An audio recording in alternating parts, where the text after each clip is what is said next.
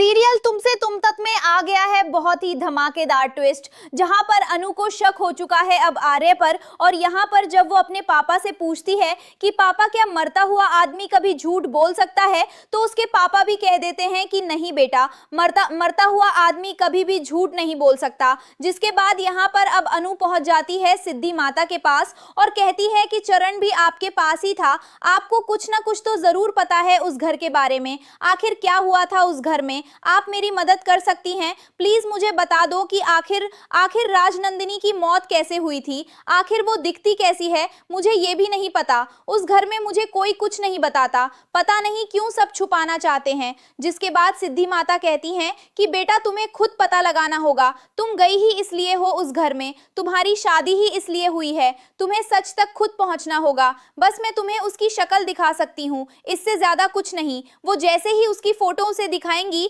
यहाँ पर अब अनु के होश उड़ जाएंगे और उसकी आंखों से आंसू गिरने लगेंगे। तभी वो कहेगी कि माँ यही तो है वो जिसे बार बार मैं सपने में देखती हूँ, जो बार बार अष्टमी के दिन मेरे सामने आती है।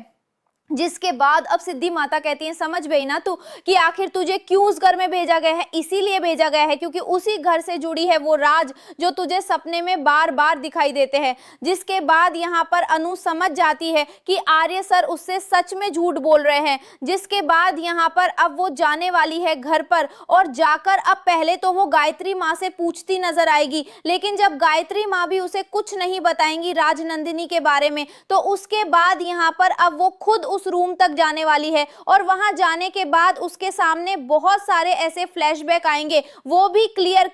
जिसके बाद ये क्लियर हो जाएगा कि आखिर राजनंदिनी की मौत कोई एक्सीडेंट में नहीं हुई थी, बल्कि उसको मारा गया था, उसे परेशान किया गया था, उसे टॉर्चर किया गया था। जिसके बाद यहाँ एक एक करके वो सारे सबूतों को इकट्ठा करेगी और इसके बाद अब झंडे का बुरा समय शुरू होने वाला है, क्योंकि यहाँ अब वो झंडे और आर्य के बीच में बहुत सारी गलतफहमियां खुद पैदा करने वाली हैं, ताकि वो दोनों खुद सच उगले, वो भी अलग अलग। तो अब देखना काफी इंटरेस्टिंग होगा कि आखिर क्या अनु के जाल में फंस जाएंगे झंडे और आर्यन। आपको क्या लगता है, हमें कमेंट जरूर करें।